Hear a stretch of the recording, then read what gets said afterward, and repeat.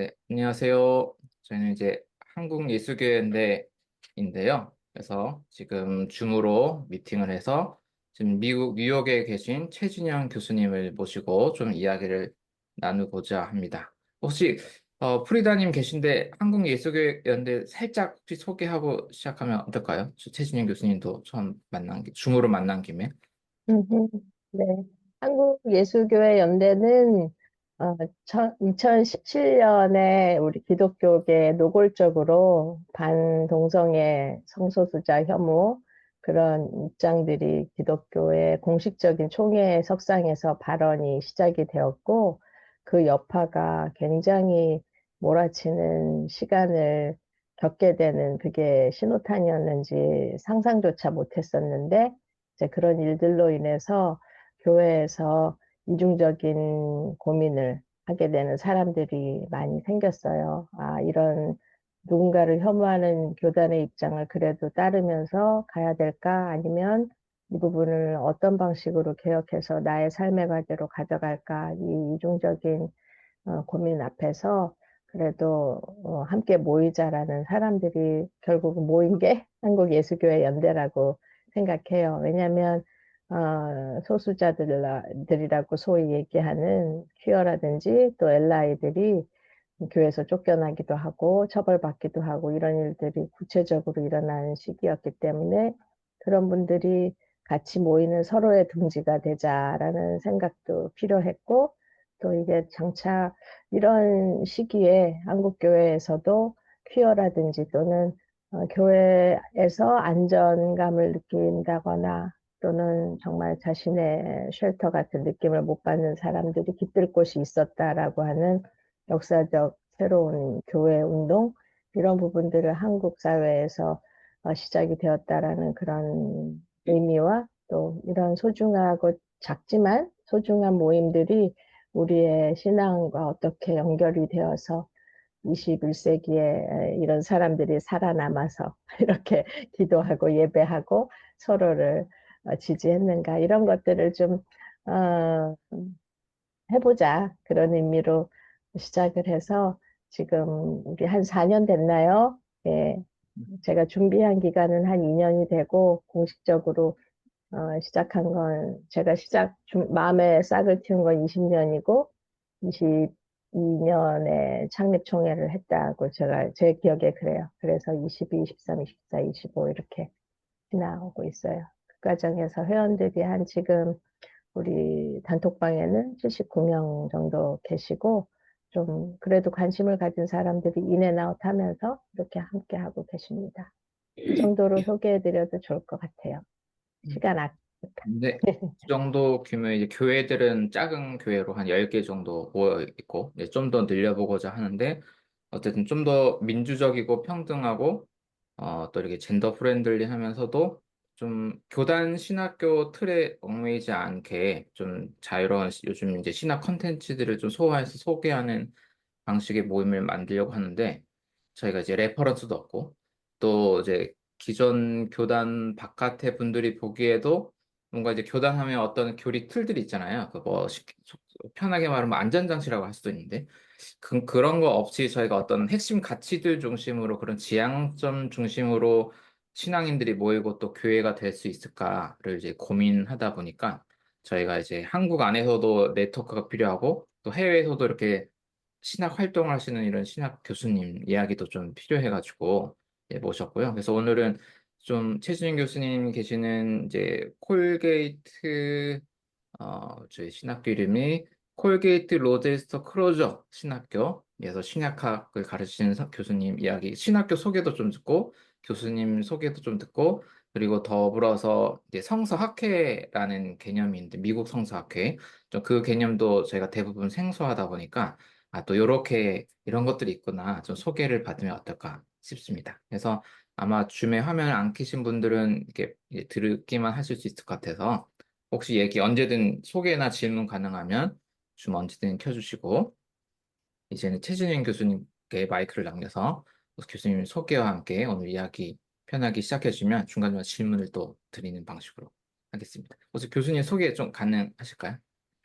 예, 저는 뉴욕주에 로체스터라는 곳에 있는 그 신학교인데 이름이 좀 길어요. 콜게이트 로체스터 크로저 디빈 스쿨 이래서 이제 그 이름에서 나타나는 것은 여러 학교들이 지금 저희 이제 학교가 세워진 것은 1800년인지 17년인가 200년이 넘는데 그 과정에서 여러 학교들이 이렇게 로체스터 신학교, 그다음에 크로저 신학교는 마틴 루터 킹 목사님이 신학을 하신 곳, 그다음에 이제 로체스터 콜게이트 대학 또 신학교, 그다음에 또 하나 이름이 나타나 있지 않은 것이 베프티스트 미셔너리 트레이닝 스쿨이라고 여성들이 최초로 여성 선교사들을 교육한 시카고에 이제 위치한 그러한 1961년에 세워진 그런 학교인데 그 학교의 전통도 이제 또 같이 저희 학교에 들어오게 돼서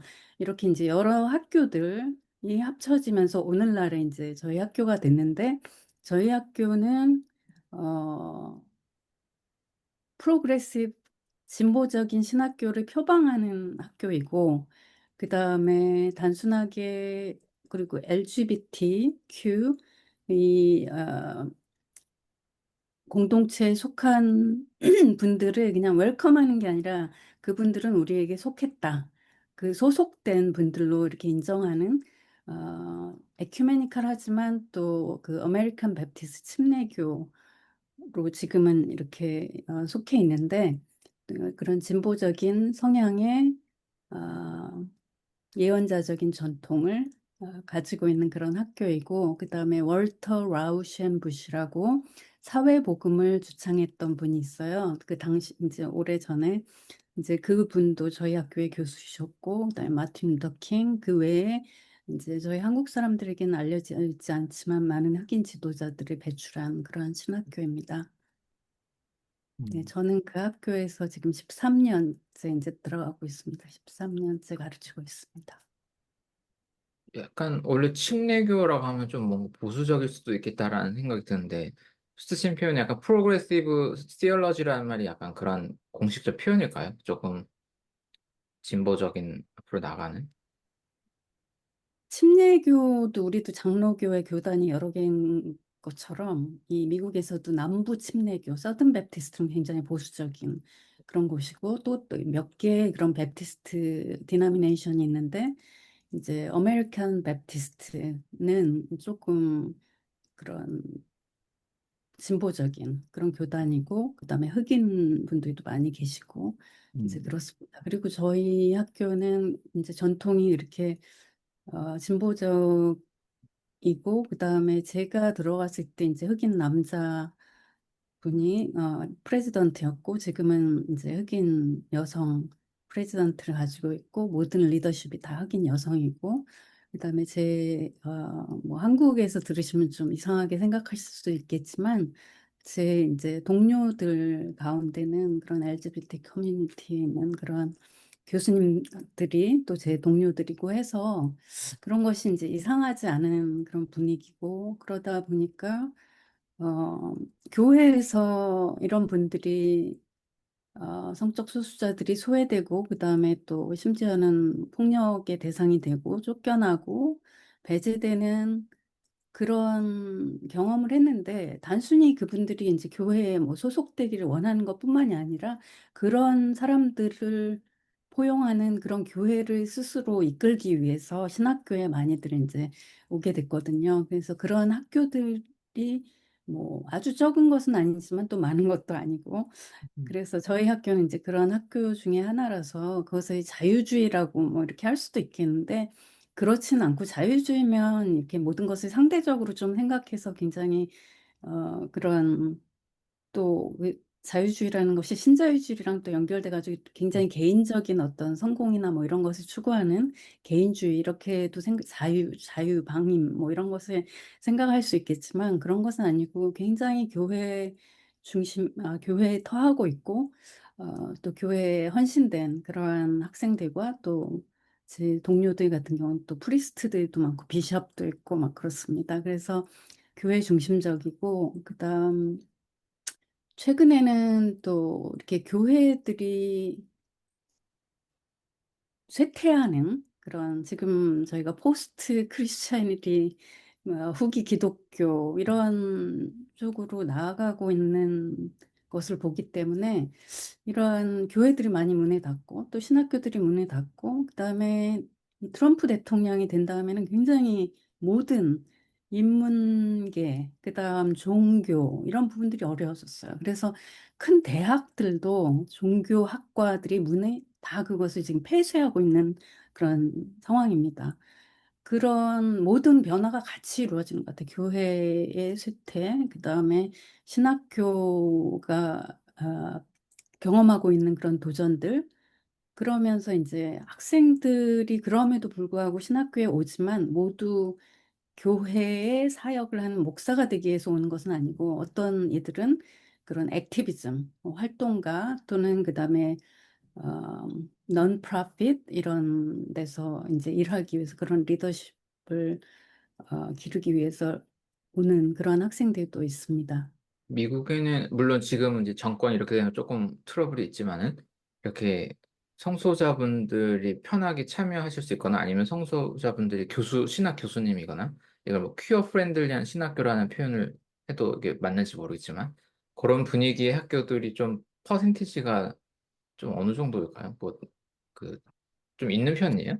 한국은 워낙 없다 보니까 감이 잘 안 와가지고.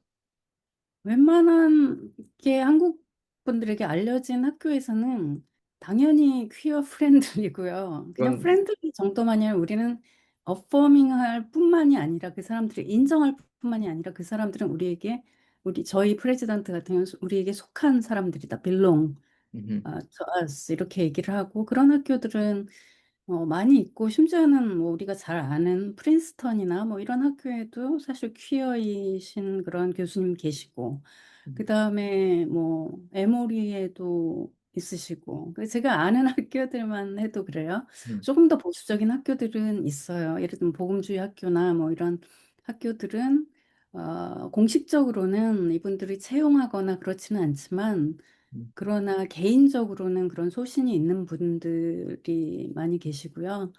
그럼에도 불구하고 대다수의 이제 복음주의 신학교들 또는 근본주의, 요즘은 그러한 크리스찬 내셔널리즘, 국가주의, 이렇게 백인 우월주의를 양산해내는 곳이 기독교 신학교인 곳이 많이 있습니다.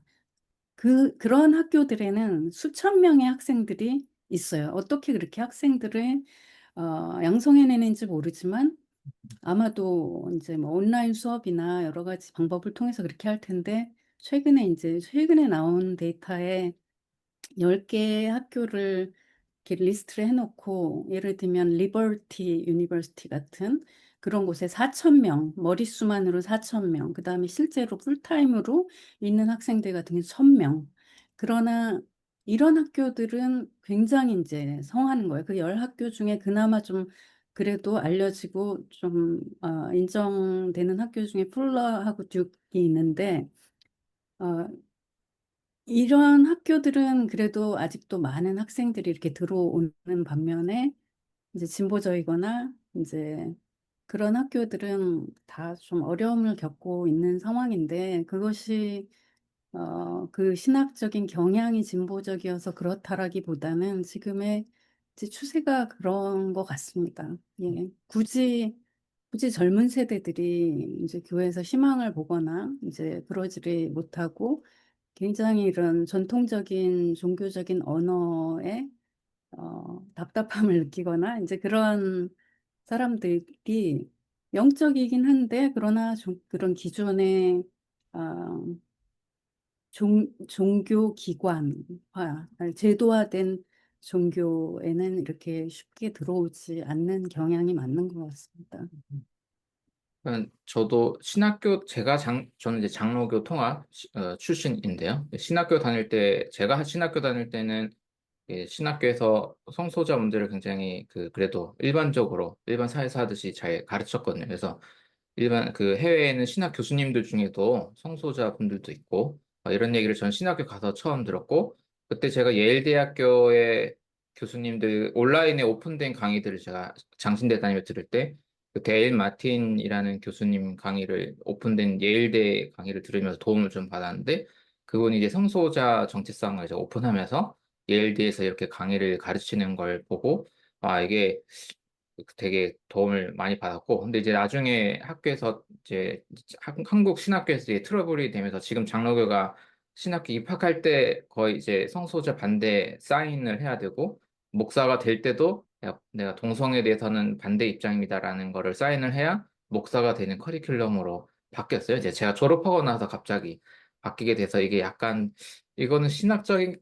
거라기보다는 좀 정치적인 거구나. 저는 약간 그렇게 감을 잡고 있는데, 그러니까 우리 일반 사회에서 아는 유명한 신학교들, 하버드, 예일, 뭐 프린스턴부터 해서 이런 데는 대부분 이런 데 기본 소양으로 이렇게 퀴어 프렌들리하고 또 신학 교수님들도 함께하고 이렇게 다 되어 있는 것 같고, 근데 한국에서도 기독교 동아리 쪽으로 가면은 소위 이제 사실 복음주의가 좋은 복음주의도 많은데 대부분 거기서는 조금 약간 이제 좀 반동성애라든지 조금 보수적인 컨텐츠들이 많이 이렇게 소비가 되다 보니까 약간 그 일반 주류라고 하면 좀 그렇고 일반 학교에서 하는 거랑 다른 컨텐츠를 하고 있는 건 미국도 좀 비슷한 상황 같네요. 그래서 유명한 신학교는 대다수 오픈 마인드인데 약간 보수적인 데에서는 또 학생들이 좀 많이 모이고 또 그런 데서는 약간 조금 보수적인 그런 컨텐츠가 공유되고 있는 약간 그렇게 이해를 하면 될까요?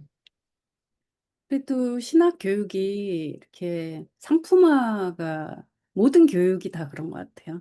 저희가 가르치는 것이 진짜로 이렇게 비판적인 사고를 기르고 이제 교육자들이 신학 교육에서 특히 이제 그렇게 저희는 그렇게 가르치기를 원하고 또 그렇게 교육을 또 제가 받았다고 생각을 하는데 그런 곳에서는 수천 명, 수백 명을 놓고서 그냥 이 지식을 전달하는 거죠. 전달하는데 그 신학의 내용이라는 것이 굉장히 근본적이고 그다음에 이렇게 변혁적이지 않은 뭔가 그리고 심지어는 이데올로기적인 그런 국가주의, 백인 우월성 이런 것들을 이제 양산해내는 그런 기능을 좀 한다고 저는 생각을 합니다. 그래서 굉장히 좀 위기의식을 느끼고 있고 그런 면에서 이제 저는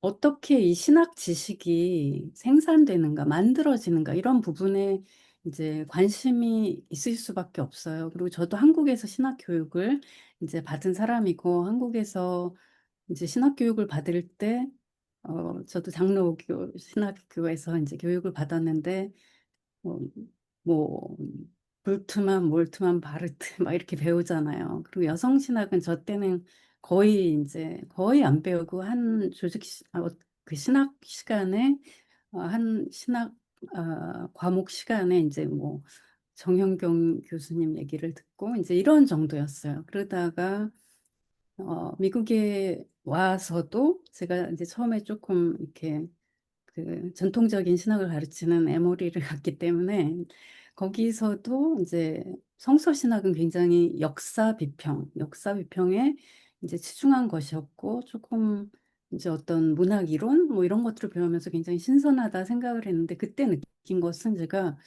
저는 이렇게 그냥 저에게 주어진 그 내용을 그대로 이렇게 받아들이고 그다음에 질문을 할 줄을 모른다는 그런 생각이 드는 거예요. 그래서 왜 자꾸 나는 A를 맡고 싶고 이렇게 잘하고 싶은데 왜 이게 거기까지 나가지를 못하지? 그런데 어느 순간에 제가 굉장히 그러한 유명한 뭐 이제 어떤 신학 교수에 대해서 이렇게 약간 내 의견은 다른데 이러한 글을 하나 이제 페이퍼를 쓴 게 있어요. 과제물을. 그랬더니 선생님의 눈빛이 달라지는 거예요. 딱 그때 박사과정 공부하면 어떨까? 뭐 이렇게 얘기를 하셔가지고 왜 그러지? 뭐였지?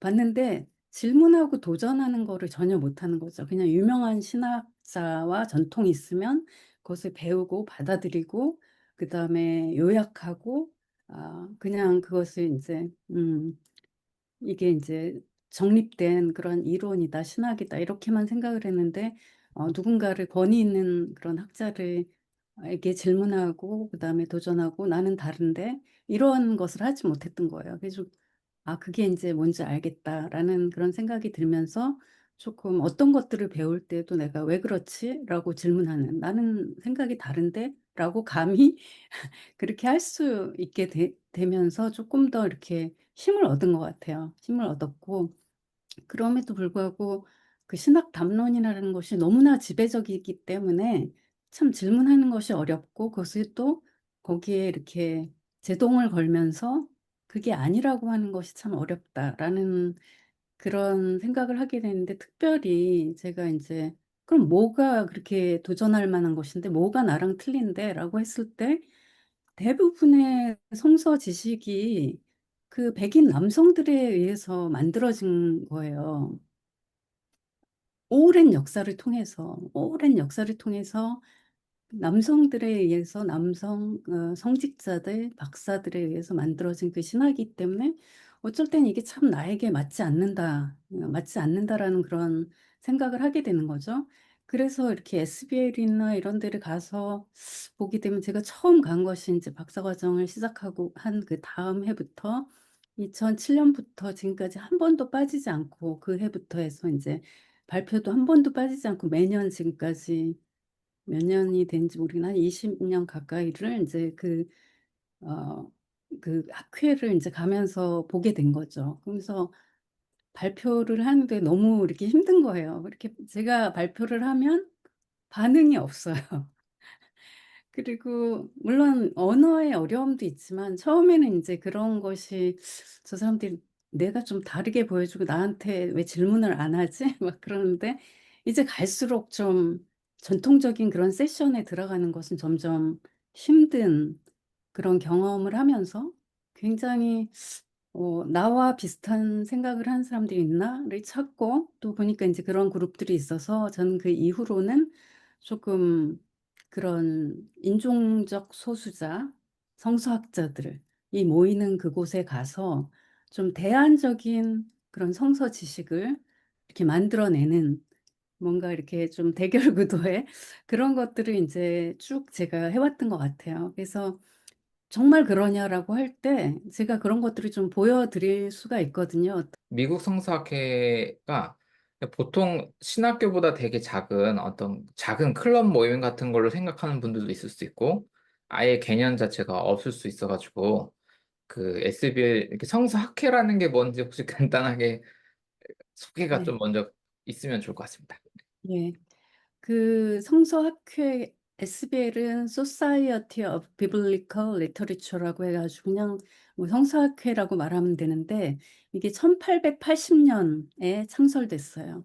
그래서 146년을 이어온 가장 오래되고, 세계에서 가장 오래되고 가장 큰 규모가 큰 성서를 다루는 국제 학회인데, 그 멤버십을 가지고 있는 사람들은 한 8,500명, 이게 2019년에 이제 데이터니까 지금은 훨씬 더 많을 텐데, 해마다 이제 추수감사절 주간에 미국에서 연례 학회가 열리고, 그다음에 AAR이라는, 이것은 이제 릴리전 종교 학회인데 여기와 같이 해서 이제 열립니다. 그리고 여름에는 미국 외의 나라들에서 국제 학회가 열리고요. 그다음에 팬데믹을 지나면서는 몇 년 전부터는 글로벌 이제 벌추얼 학회, 이렇게 줌으로 하는 그런 학회도 지금 열리고 있고요. 제가 여기서 이제 그 역사가 이렇게 오래됐는데, 그리고 오래됐지만 왜 이것이 백인 남성 중심의 이런 학회인가를 그냥 간단히 말씀을 드리자면, 1880년부터 그 프레지던트가 있었어요. 이 학회에. 근데 그러면은 지금까지 한 뭐 140 몇 명 있을 거 아닙니까? 제가 보여드릴 수도 있는데, 그 SBL의 그 웹사이트에 가시면 그 리스트가 쭉 나옵니다. 그리고 어, 이 학회에서 지금까지 그들이 했던 프레지던셜 연설들, 프레지던트 그 연설문들이 또 이렇게 어, 거기에 이렇게 저장이 돼 있어요. 그래서 이제 그거를 보면, 올해 이제 누가 프레지던트가 됐으며 그 사람이 어떤 강연을 했는가를 보면, 성서의 세계적인 그 뭐 세계적이라고 하기에는, 제가 이제 그런 개념을 지향하는 것은 사실은 여기에 속하지 않은 너무나 많은 성서학자들이 글로벌 이 사우스에도 있고 하기 때문에 이것이 다 대표를 한다고는 할 수 없지만, 여기에 프레지던트들은 계속해서 남성이 왔고 1987년에 최초의 여성 프레지던트인 그러니까 107년이 지나서 야, 이 성서학회에서 엘리자베스 쉬슬러 피오렌자라고 하는 분이 최초로 여성 프레지던트로 이제 선출이 되셨어요. 이분이 그때 이제 한 연설은 성서신학의 윤리라는 그러한 제목으로 Decentering Biblical Studies. 그래가지고 성서학을 분산화한다. 센터가 있던 거를 갖다가 분산화한다라고 하는 그것이 이제 성서 신학이 윤리적으로 추구해야 할 것이다라는 그러한 이제 주제의 연설을 하셨는데 그것은 굉장히 백인 남성 중심의 그다음에 객관적인 그런 성서학 이런 것들에 대한 반성이 있어야 된다라고 하는 어떤 성서 신학이 되게 오랫동안의 이제 역사 비평이라는 그런 이제 제가 설명을 나중에 드릴 수 있을지 모르지만 이게 100년 이상을 여기에 아주 집중을 해왔는데 사실은 여성으로서 아니면 뭐 인종의 자기의 아이덴티티를 가지고 이제 그런 성서 신학을 하는 시대가 1980년 후반에야 돼서야 여성의 이런 성서학자로서의 권위도 인정을 해주는 그런 시대가 왔고요. 그다음에 1994년에 이제 두 번째로 여성 필리스 트리블이라는 유명한 그 텍스트 오브 테러라고 하는 성서 구약 성서에 보면 얼마나 그러한 여성에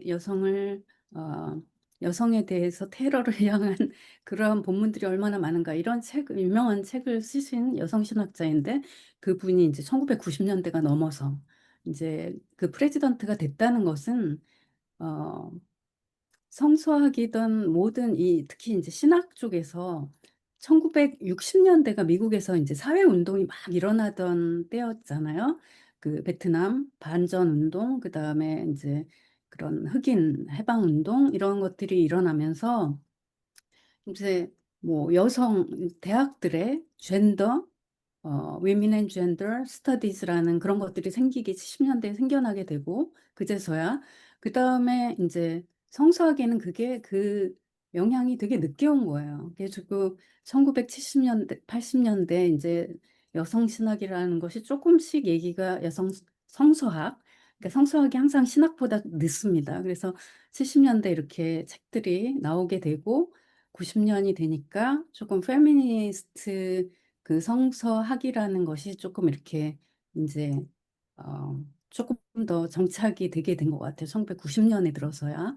그 다음에 2010년에 최초의 아프리칸 아메리칸 프레지던트 130년이 지나서 최초의 유색인종 프레지던트가 선출이 됩니다. 이분이 빈센트 윈부시라는 분. 이분이 이제 어, 제목이 성서 성서 해석자들, interpreters 그러면서 어, 슬레이버리의 그런 문제, 그런 어떤 해방적인 그러한 어, 연설을 하셨고 여기서 중요한 것은 그냥 해석이라는 그런 것뿐만 아니라 누가 해석을 하는가. 그렇기 때문에 그 해석자를 중심에 놓았던 그런 연설 같아요. 그리고서 2013년에 최초의 글로벌 사우스 출신의 프레지던트, 불과 10여 년 전에 이제 최초의 어, 라티노 성서학자가 이제 선출이 됐는데 그분이 제 지도 교수님이세요. 포스트 콜로니얼 성서 비평의 권위자이시고 이분은 이제 쿠바 출신의 아메리칸으로서 이제 오신 그런 여기서 이제 학자가 되신 분인데 그분이 이제 그 프레지던트가 되셨고 2019년에 최초의 아시아인 또 아시아 여성 게일 구약 성서학자분이 이제 프레지던트로 선출이 되셔서 이분은 Thinking intersectionally 뭐냐면 상호 교차적으로 생각하자. 거기에는 처음으로 에이시안 여성 성서신학자니까 이것은 젠더뿐만이 아니라 백인 여성들이 예전에 선출이 됐지만 최초의 워먼 오브 칼라, 유색인종 여성 프레지던트가 뽑혔고, 그러면서 젠더, 레이스, 그리고 이분은 어, 12명인가 14명의 그 형제 자매가 있는 그 뉴욕에서 제3세대 중국계 미국인으로 태어났어요. 근데 이분을 볼 때는 항상 너 어느 나라에서 왔니? 이런 거예요. 이분은 중국말을 할 줄도 몰라요.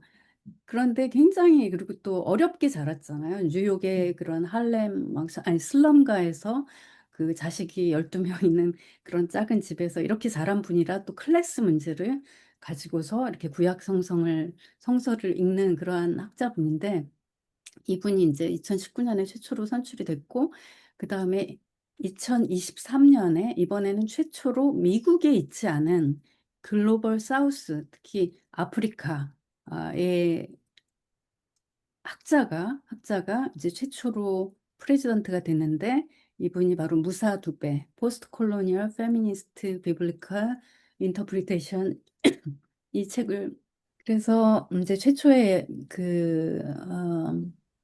아프리카 여성이 이제 프레지던트가 됐고요. 그래서 이걸 생각해 보면 146년의 역사 속에서 5명의 유색인종 프레지던트, 그리고 여성은 14명. 이런 리더십을 가진 곳이 성서학회입니다. 그리고 제가 아까 말씀드린 대로 여기에 멤버는 이제 8천 명이 넘고 9천 명 이상이 되는데, 이 중에 남성이 76%, 여성이 25% 미만.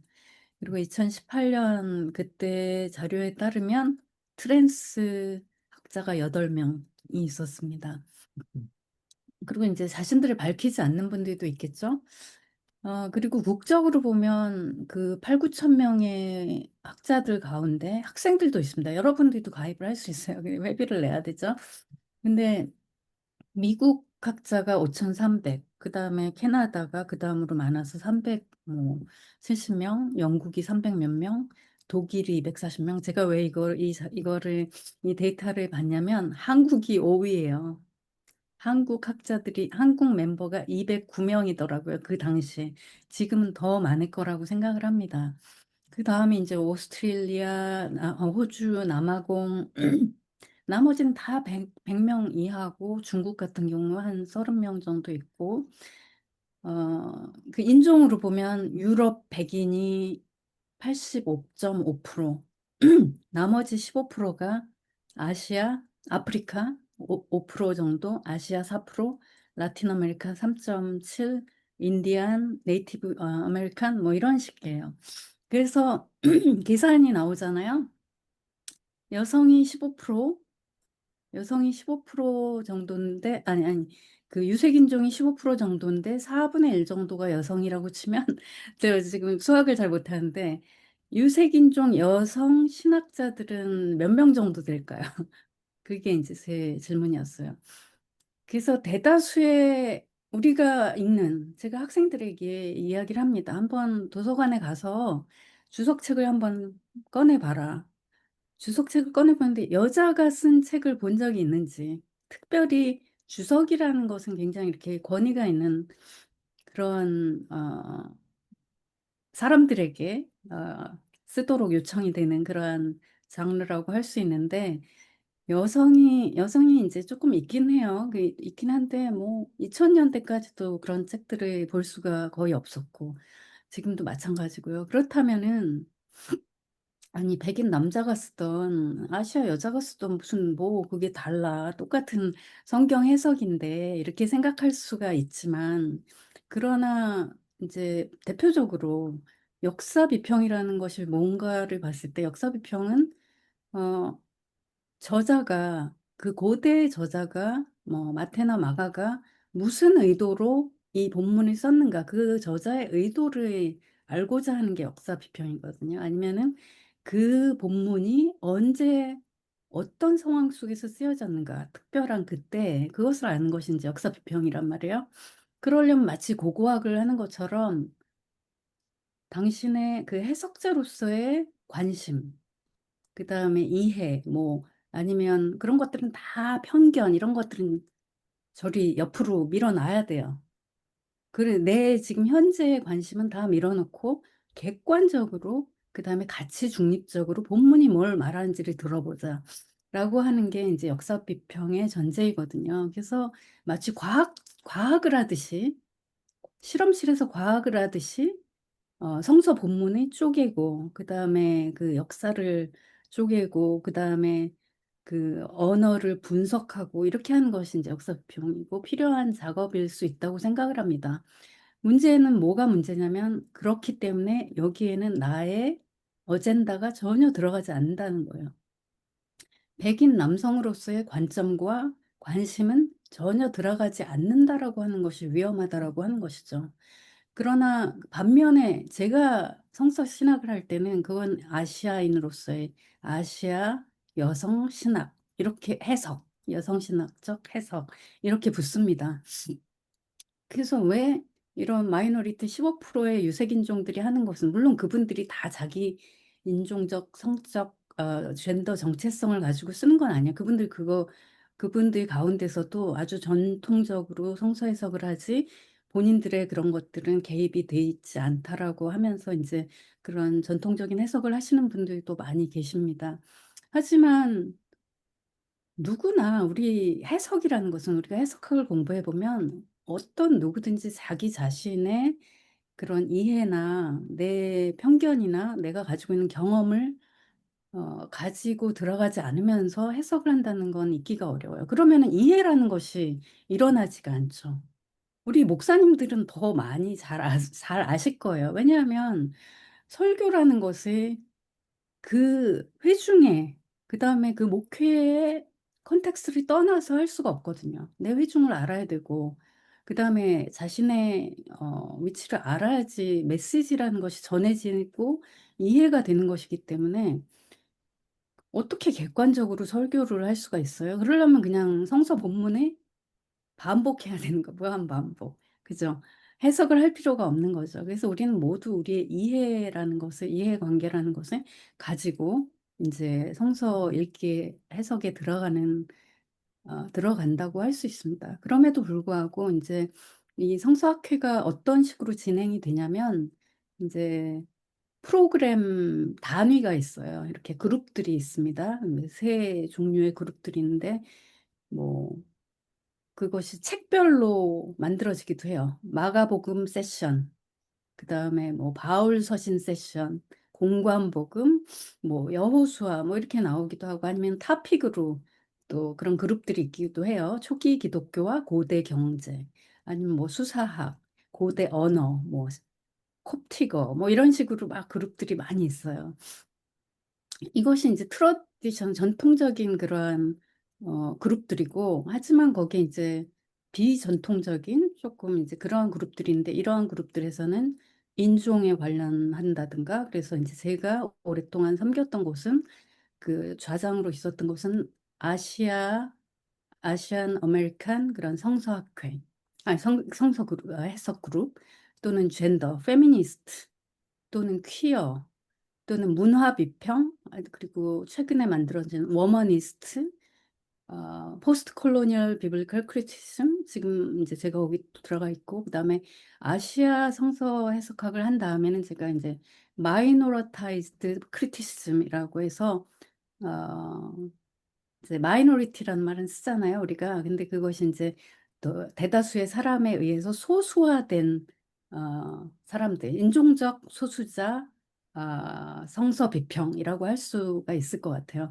이것은 그러니까 아시아 성서학자가 5%, 그다음에 뭐 아프리카는 5%막 이렇게 했는데 따로 우리가 우리의 정체성을 가지고 할 수 있지만 함께 모여서 우리가 이렇게 성서를 같이 해석하고 그다음에 지배적인 성서 백인 중심의 성서학에 우리가 도전을 할 필요가 있겠다 해서 이제 만들어진 것이 이 마이너로타이즈드 성서 비평입니다. 그래서 제가 이쪽에서도 최열을 했었고요.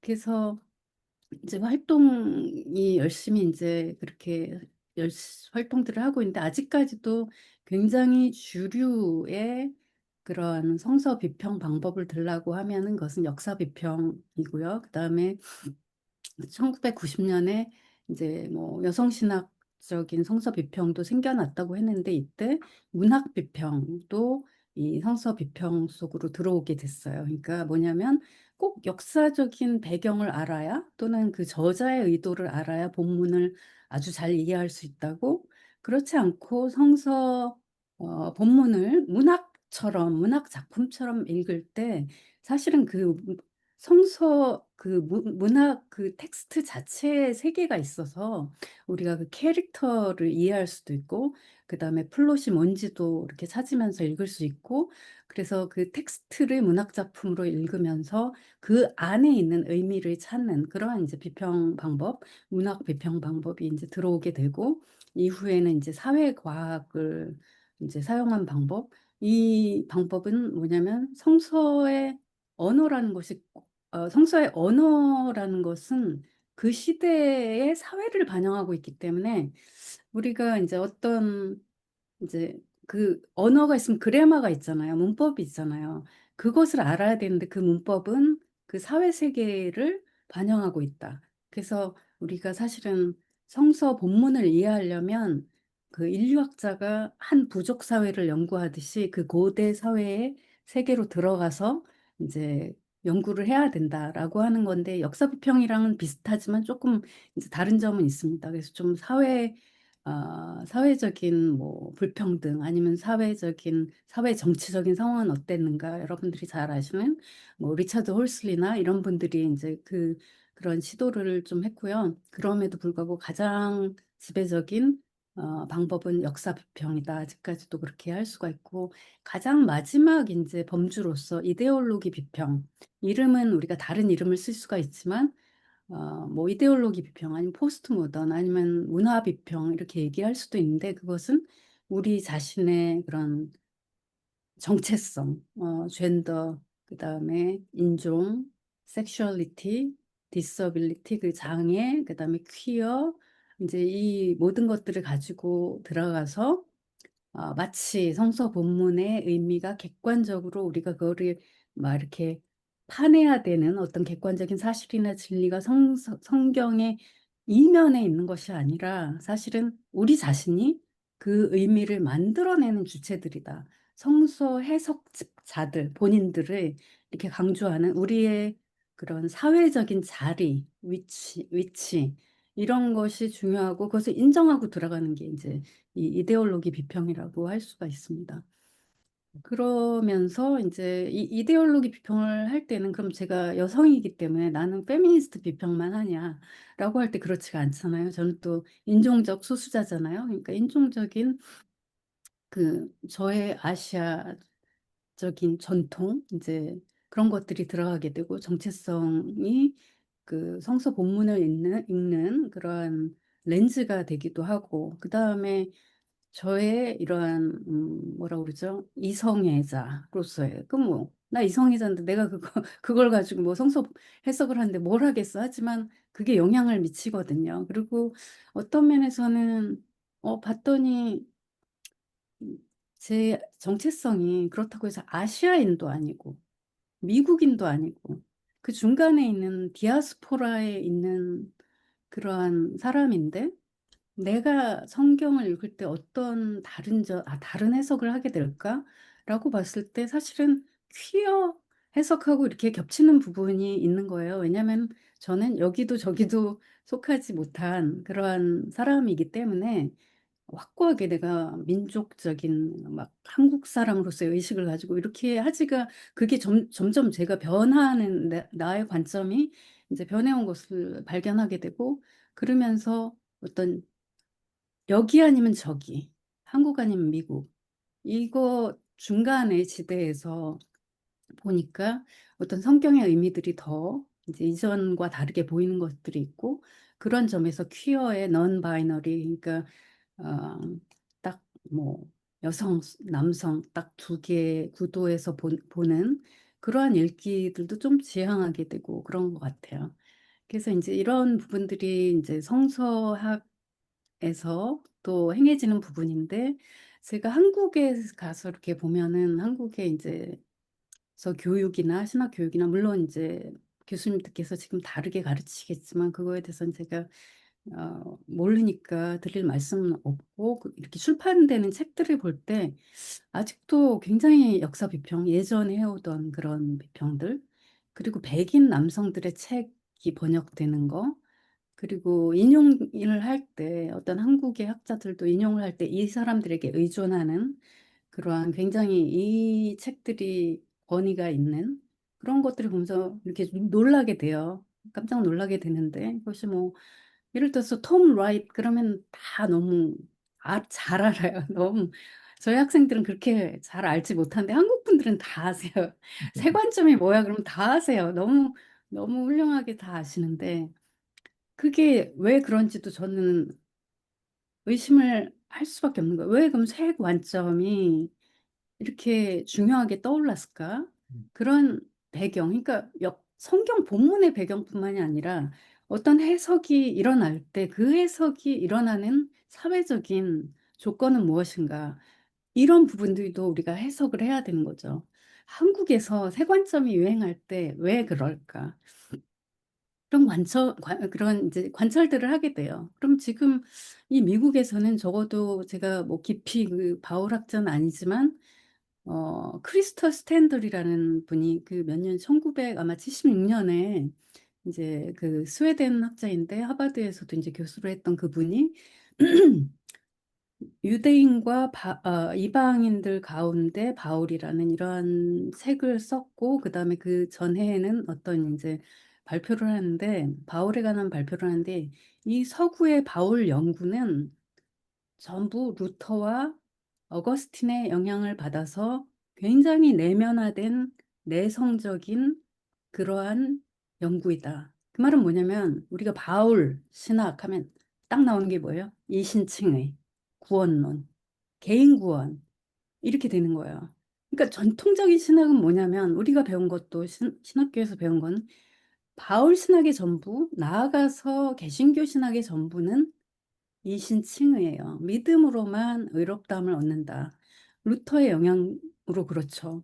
근데 루터가 실제로 그것을 강조하기 위해서 그 시대적인 배경이 있잖아요. 카톨릭의 면죄부를 팔던 이제 그러한 신학에 어, 반대하면서 개혁적인 신학이 종교 개혁이 시작이 됐는데 사실은 그렇게 하면서 뭐라고 그랬냐면 그 팜플렛이 있어요. 거기 나온 거에 유대인들의 제가 제목을 정확히 기억 못하는데 거짓말 막 이러면서 유대인들의 집과 회당은 불타야 되고 모든 문서와 책들은 불태워져야 되고 재산 몰수돼야 되고 그 다음에 랍비들은 회당에서 가르치도록 허용되어서는 안 된다라는 그러한 팜플렛을 썼어요. 그래서 나중에는 나치 저머니 독일의 나치가 그거를 이용해서 막 이렇게 살포하기도 하고 그걸 이렇게 퍼뜨리기도 하고 그 다음에 루터를 굉장히 그 신학적 영웅으로 사상적인 영웅으로 추대를 하게 됐죠. 기독교 개신교 전통이라는 것이 이러한 흑역사를 안고 있는 거예요, 사실은. 근데 우리는 그것을 어, 뭐라 그러죠? 그 조직 신학적인 관점에서 교리라는 차원에서만 접근을 하니까 그것이 전부다라고 계속해서 이 서구에서 이어져 온 그 신학적인 전통, 또 그것을 배워서 돌아가서 신학교에서 가르치던 저도 그것들이 다 배운 거잖아요. 그 역사적인 전통을. 근데 이 스탠들이라는 사람이 사실은 그 영향이 너무 커가지고 이제 어, 너무 개인 구원에 집중을 하게 됐다라는 어, 것을 꺼내면서 그 다음에 그것을 이제 발전시킨 것이 샌더스라는 학자입니다. E.P. 샌더스. 이 사람이 얘기한 거는 카비나트 나미즘 그래가지고 계약적, 계약적 율법주의. 유대교의 제2성전기 유대교 문헌을 살펴봤더니 사실은 그 사람들이 그 행위를 통해서 구원을 얻는다는 그런 사상이 나타나지 않는다는 거예요. 율법을 지켜야 구원을 얻는다는 것은 그건 우리가 생각하는 그러한 이해이지 사실 유대인들은 계약으로 인해서 그 하나님의 은혜로 구원을 받았고 거기에 대한 응답으로서 율법을 지킬 때, 지키는 것은, 순종하는 것은 그 은혜에 대한 응답이다라고 그 사람들이 믿었더라는 거죠. 그래서 절대로 뭐 내가 선행을 해서 구원을 얻는다 이런 것이 일반적인 사상이 아니었다라는 걸 밝혔어요, 이분이. 그런 다음에는 제임스 던이라는 분이 실제로 뉴 퍼스펙티브, 새 관점이라는 단어를 사용하기 시작했고, 그다음에 톰 라이시 이제 그 새 관점을 더 발전시켰는데, 제가 말하려는 것은 뭐냐면 그 유럽 사람들이 이제 이 홀로코스트 이후에 그러한 죄의식 이런 것을 가지겠어요. 거기에 책임이 있는 것. 그 특별히 독일 신학에서 어 우리가 굉장히 우리의 신학이 나치의 그 홀로코스트를 대학살을 방조하고 조장하는 그런 기능을 했다라는 반성이 스탠들부터 일어나게 된 것이죠. 그래가지고 사실은 기독교에도 책임이 있다라고 하는 것이 계속 일어나면서 이 세 관점들이 굉장히 수용이 많이 되게 되었어요. 그래서 이런 후기 홀로코스트 신학이 세 관점을 만들어내는데 굉장히 큰 역할을 했다. 이렇게 되면서 유대교 성서 신학에서 또 이제 그 보이스 목소리를 얻게 되고, 그래서 사실은 예전의 신학이 거의 다 엔티세미티즘이었던 거예요. 반유대주의적인 성서신학이었다. 왜냐하면 여러분들 혹시 그 사전 가지고 계세요? TDNT라고 해가지고 저 신학교 다닐 때 복사실에서 이렇게 해가지고 Theological Dictionary of New Testament라고 그래가지고 신학 사전인데 10권짜리예요. 기억하시는 분 계실 거예요. 그러면 근데 그거를 에디트한 사람이 편집한 사람 키텔이라는 사람이거든요. 이 사람은 본인 스스로를 엔타이세밋이라고 불렀고, 그다음에 나치 동조자였어요. 그래서 지금은 그 사전에 보지 않아요, 신학자들이.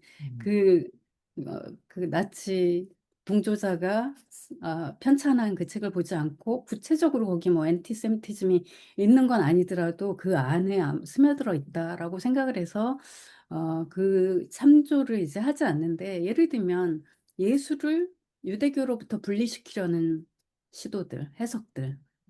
예수는 유대인이 아니었다. 예수는 크리스찬이에요. 기독교인이에요. 바울도 유대인이 아니었다. 회심했다. 어, 그 유대교 전통 안에 남아있었던 것이 아니라 유대교를 버리고 부활하신 예수 그리스도를 만난 뒤에는 회심을 해서 기독교인이 되었다라고 하는 그러한 우리가 이제 전제를 가지고 있는 것이고, 그것이 이제 전통적인 개신교 신학이어 왔습니다. 거기에 이제 세 관점이 들어오게 됐는데 그 뒤에도 이제 계속 이 논쟁이 오고 가요. 그래서 바울은 유대교를 떠나지 않았는데 저희도 이제 이걸 수업 시간에 공부하는데, 그럼 유대인들은 어떻게 되냐 뭐 이런 질문이 나오게 되고, 유대인들은 유대인들의 구원의 그런 신학 체계가 있는 거지. 근데 이제 우리는 꼭 그래도 그 사람들이 또 메시아를 받아들여야지 구원을 얻는 것이다 라는 이제 이러한 논쟁들이 계속 오고 가고 있는데, 저는 거기서 좀 더 나가야 되는 것이 아닌가라는 그런 생각을 하고, 왜냐하면 너무나 그 유대주의, 엔티세미티즘에 대한 그러한 길트가 너무 죄의식이 강해서 이제 조금만 이스라엘을 비판하는 이야기를 하면 반유대주의로 몰리는 거예요.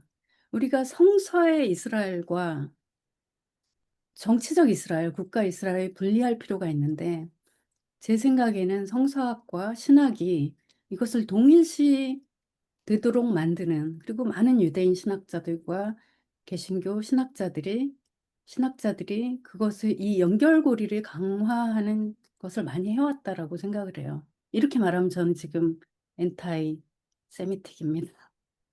왜냐하면 이스라엘을 비판하기 때문에. 이스라엘들은 피해자인데, 홀로코스트의 피해자인데, 그럴 때 어떠한 제가 양심의 소리가 있냐면요.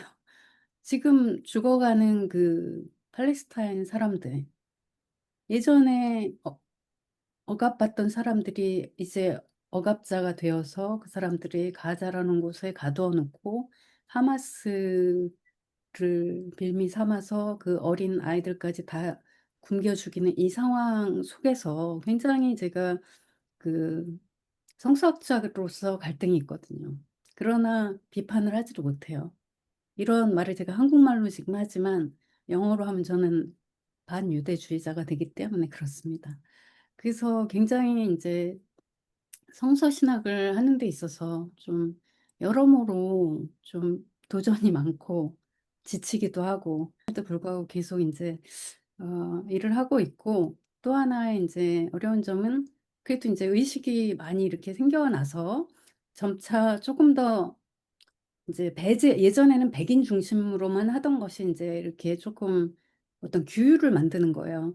될 수 있으면 여성을 포함시켜라. 그 다음에 인종적 소수자 학자들을 포함시켜라. 이런 활동들에서 그래서 어떤 실제로 이제 게이 남자 학자는 이렇게 초대를 하면 여기서 발표를 뭐 이제 채택이 됐어요. 발표를 해야 되는데 너네 거기 누가 발표하냐 말해달래요. 그래가지고 다 남자야? 그럼 나 안 해. 라고 하는 사람들도 조금씩 생겨나게 된 거죠. 근데 그렇게 하다 보니까 그게 좋은 현상인데 이제 여기저기서 찾는 거예요. 여기저기서 여기도 오라고 그러고 저기도 오라고 그러는데 진짜 그게 필요해서 그런 경우도 있지만 토큰으로, 우리 토큰이라고 하잖아요. 우리 이제 그렇게 해야지 우리가 조금 더 다양해 보이니까. 음, 그런 식으로 신학교에서도 한 명, 아시아 한 명을 뽑고, 그 다음에 뭐 퀴어 한 명을 뽑고, 여성 한 명을 뽑고, 그 다음에 발표자 가운데도 다 남자. 그 패널이라고 그러잖아요. 패널 토론. 그 패널을, 남자들만 있는 패널을 매널이라고 하고, 그죠? 그런 이제 곳이 줄어들긴 하지만 저도 작년에 이제 그런 세션에 하나 또 갔어요. 초대를 받아서 가서 아주 굉장히 좀 수치심을 느낀다고나 할까? 불러놓긴 했는데 대화는 되지 않는 거예요. 관점 자체가 다르니까. 마가복음의 커멘터리 뭐 이렇게 두꺼운 커멘터리를 다 읽고 가서 저 혼자 여자고 다 백인 남자였어요. 그런 사람들이 토론을 하는데 이 사람을 다 이렇게 세워주고 그런 걸 해야 되는데 저도 물론 그런 존중하는 태도는 보이죠. 근데 그 뭐 글자 하나 뭐 하나에 막 이렇게 관심을 가지고 토론할 때 제가 어떤 아까 말한 다른 질문들을 하게 되면 그런 질문들은 그 침묵으로 답이 되는 거죠. 음, 그래서 이제 그런 활동들을 쭉 이제 해오고 있는 것 같습니다. 음. 제가 너무 말을 많이 한 것 같은데 조금 제가 만약에 괜찮으시면 필요하시다면 사이트를 약간 보여드리면서 어떤 자료가 있는지를 조금 보여드릴 수도 있거든요. 네, 괜찮으세요? 좋을 것 같습니다. 교수님 시간 괜찮으세요? 조금 이렇게 설명 더 예, 해주시죠. 저는 조금, 예, 조금 네, 한 제가 지금 SBL이라고 보이시죠? 네, 보입니다. 네. 여기 보시면 이제 SBL 프레스라고 있는데요. 여기 책들이 있습니다. 이렇게 보면 시리즈가 22개 정도 있는데 저는 여기 세메이아 스터디즈라는 데서 이제 제가 편집위원을 했었고요. 그다음에 여기 인터내셔널 보이스 인 비블리컬 스터디즈가 있고 어, 몇 가지 조금 비전통적인 데도 있지만 여러분들이 그냥 이렇게 단어만 보셔도 조금 고대에다가 초점을 맞추고 그레코 로만 월드 뭐 프로그램 유닛들도 그렇고 이거는 지금 책의 시리즈인데 조금 이제 그런 부분들이 있는데 이 세메이아 스터디즈 같은 경우는 가장 이제 그 SBL 책들 중에서도 여기 세미나 스터디즈에 들어가셔서 온라인 카탈로그를 보시면 여기 지금까지 나온 책들이 있어요. 이게 어, SBL 시리즈 중에서 가장 좀 첨단의, 그 다음에 가장 최신의 그런 책들을 펴내는 곳들이에요. 그래서 제가 편집위원으로 있을 때는 여기에 특징은 이제 이제 프로포절을 내면 이런 책을 좀 내고 싶다 이렇게 하면 그거를 이렇게 심사하고 책으로 내는 게 결정이 되면 책이 나올 때까지 그 저자랑 제가 같이 함께 그 책 쓰는 거를 이렇게 도와드리는 그런 역할을 하는 건데 제가 이제 가장 최근에 했던 책은 이 두 번째 있는 이 책인데 이 책은 어 사실은 퀴어 관점에서 쓰인 그 문화 비평 책이에요. 그래가지고 보면은 이 저자 자체가 저자 자체가 게이 스칼라고 그러면서 사실은 뭐 문화 비평이라고 얘기를 했지만 그리고 실제로 그 퀴어 존재와 그다음에 퀴어 사람들이 경험하는 그 고통의 경험들을 갖다가 경험의 그런 그 관점을 렌즈를 가지고 들어가서 성경을 읽다 보니까 이 복음서들과 사도행전이 다르게 읽히는 이제 그런 결과가 있게 되는 거죠.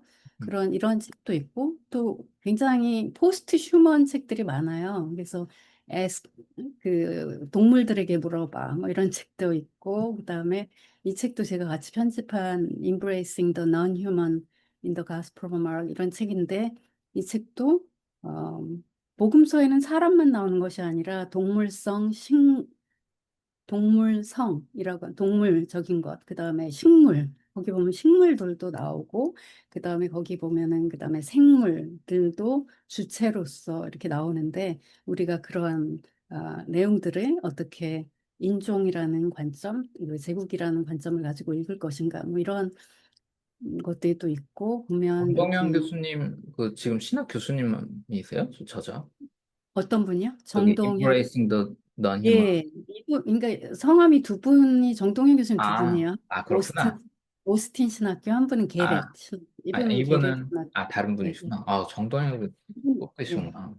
두 분 다 훌륭하신 학자이시고, 그 음, 다음에 여기 보면 이렇게 여성 신학적인 책들도 있고, 그 다음에 정동 이론을 사용한 음, 그런 책들이 있고, 그 다음에 여기는 아주 퀴어 관점으로 바울 서신을 읽은 책들, 그 다음에 트라우마에 대한 이런 책들도 많이 있고요. 그 다음에 워머니스트, 그 흑인 여성들만이 그 소수인데 거의 이렇게 다 여기 모였다고 할 수 있어요. 그런 책들도 있고, 그 다음 트라우마 내용이 많고, 트랜스젠더 이런 책들도 있었고, 이런 책들은 그 막시즘에 대한 책도 있고, 포스트 콜로니얼리즘도 있고, 전혀 한국에 소개가 안 되잖아요. 음. 저 자신도 이 책들을 다 가르치기는 되게 어려워요. 하지만 제가 바울 서신을 가르친다. 그러면 이 책들에서 다 꼭 한 주제씩 다루죠. 퀴어, 음. 페미니즘, 그다음에 섹슈얼리티, 그다음에 뭐 폭력 이런 문제들. 그래서 이런 것들이 이렇게 좀 자원이 될 수가 있습니다. 엠파이어 전자책으로도 다 구매할 수 있는 거죠, 여기 책들은. 전자책으로 다 구매할 수 있습니다. 여러분이 이렇게 눌러보시면 여기 예를 들어서 뭐 이런 바울 서신 여기 또 이북으로 이렇게 나오고요.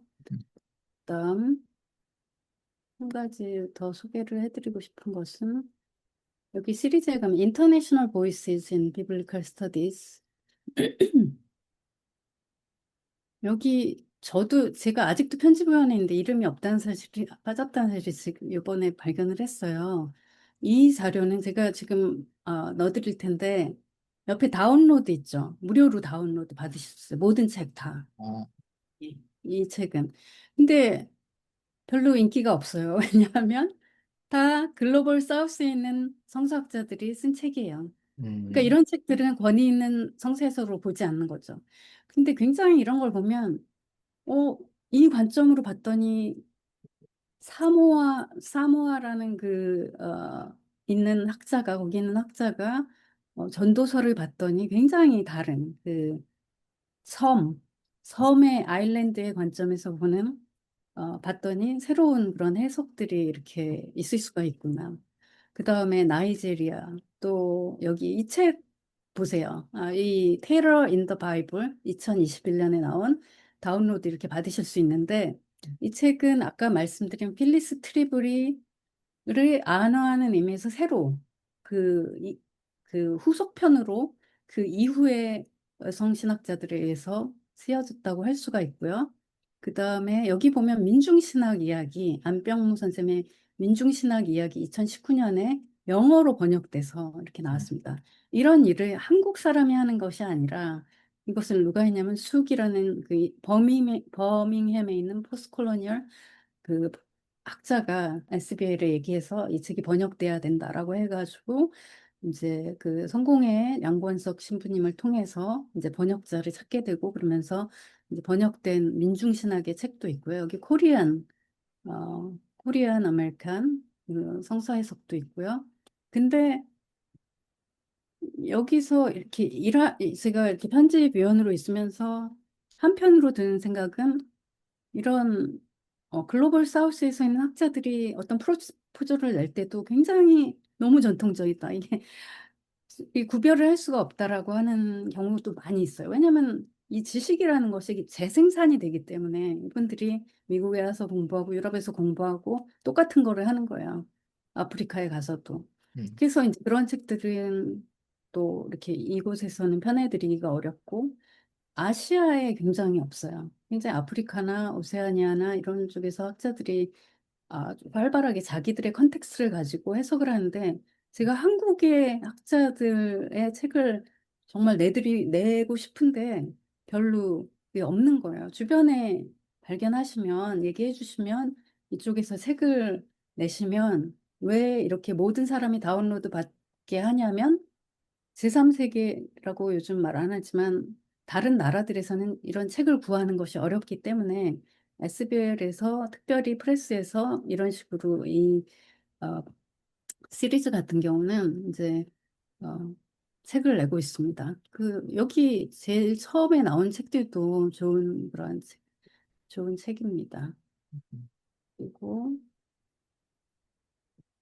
한 가지 보여드리고 싶은 것은 그리고 여기는 이건 이제 비블리칼 저널 여기도 제가 이제 그 보드 멤버로 있는데 여기서는 이제 그 에세이를 내면은 그것이 이제 1년에 4번 이렇게 나오게 되는데 제너럴 에디터의 수잔 하ier렌이 책 번역된 거가 있는데 베베를 찾아서라고 네, 한국말로 네, 2024년에.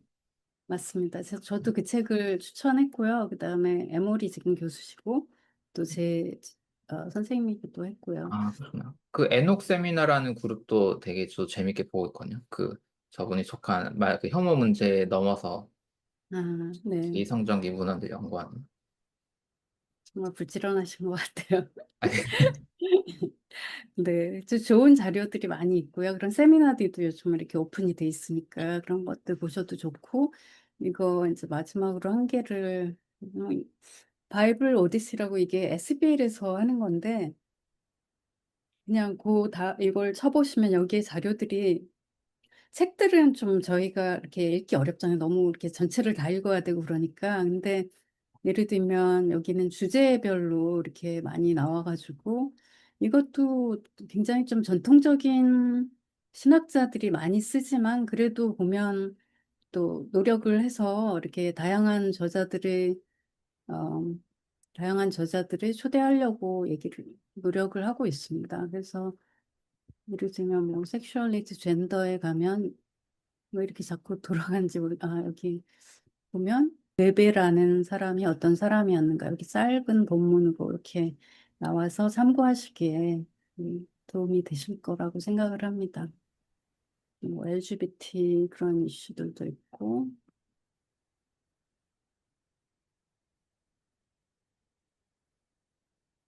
네.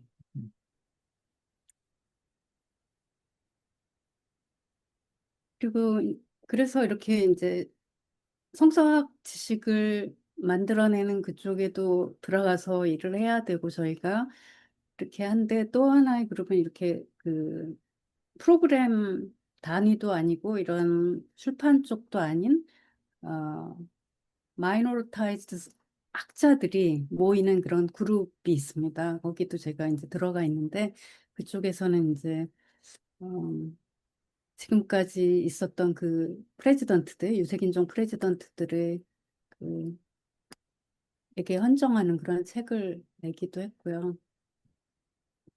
그래서 제가 이런 부분들이 좀 반성을 해봤으면 좋겠다라는 그런 생각을 합니다. 어떻게 해야 될까? 어떻게 하면 좋을까? 이런 성서 지식이 생산되는 그런 과정을 잘 지켜보고 좀 우리가 접하는 그런 좋은 책들, 강의들이 사실은 굉장히 영미 유럽 출신의 중산층 이상의 백인 남자들이 이렇게 만들어낸 것이라서 우리가 좀 질문을 가끔은 이게 정말 그럴까? 만약에 다른 사람이 읽었다면, 흑인 여자 학자가 읽었다면 이렇게 얘기할까라고 하는 그런 질문들을 좀 해봤으면 좋겠고요. 그것들이 오늘날 한국에서도 여러분들이 그런 교육을, 뭐 강의를 들으실 때 한국에서의 신학 성서 교육은 누가 담당을 하는지, 그분들의 선생님은 누군지, 아니면 번역되고 있는 책들은 어디에 속한 것들인가, 이제 그런 부분들을 조금은 생각을 해봤으면 좋겠고요. 그래서 제가 할 수 있는 것은 없지만 좀 바라는 것은 신학 교육이 탈식민화 됐으면 좋겠다라는 생각을 하는데, 참 요원한 것 같고, 특별히 이런 교육이 신자유화되면서 더 그런 것 같습니다. 이런 말할 수 있는 자유도 지금은 이렇게 없어지고 있기 때문에 그런 부분들이 우리가 함께 왜냐면은 여기 계신 분들은 좀 말할 수 있는 그래도 자유가, 만약 교단에 묶이셨으면 조금 어렵지만 그런 자유가 있으신 분들이고, 그런 우리의 특권들을 사용해서 좀 함께 노력을 했으면 좋겠고, 그다음에 두 번째로는 비전통적인 다양한 그런 주변부화된 목소리들을 성서신학에서 소개할 필요가 있으시겠다. 여러분들이 되게 뭐 유명한 앤톰 라이트 이런 부분들을 또 이야기를 하셔도 좋겠지만, 왜 워머니스트 학자들 왜 소개가 안 되는지 잘 모르겠고. 미치 스미스, 윌다 가프니, 그 미드라시 성서 해석이 있어요. 미드라시 그 워머니스트 미드라시 성서 해석을 했는데, 그건 뭐냐면 유대의 미드라시 전통을 보니까 우리의 신학처럼 딱 그 권위 있는 목소리에만 힘을 주는 것이 아니라, 봤더니 계속 재해석이 되잖아요. 그럼 성서 본문들이 오경이 계속 재해석이 된다는 말이죠. 그럼 거기에 있는 그 여성에게 목소리를 이렇게 부여를 하는 거예요. 그래서 그 사람이 이름도 찾고 보이스도 찾고 이런 작업을 이제 윌 가프니 이 학자께서 해주셨고, 그다음에 퀴어 학자들, 그다음에 이제 새로 또 이렇게 나오기를 기대하는 목소리는 지노사이드, 인종 뭐라고 할까요? 말살인가요? 그런 학문도 있어요. 그래서 그것을 들여와서 조금 이제는 좀 하고 싶은, 해야 하는 비판은 해야 되지 않는가. 그리고 그 이성의 규범성을 비판하는 그러한 해석들, 이런 부분들도 가져왔으면 좋겠고.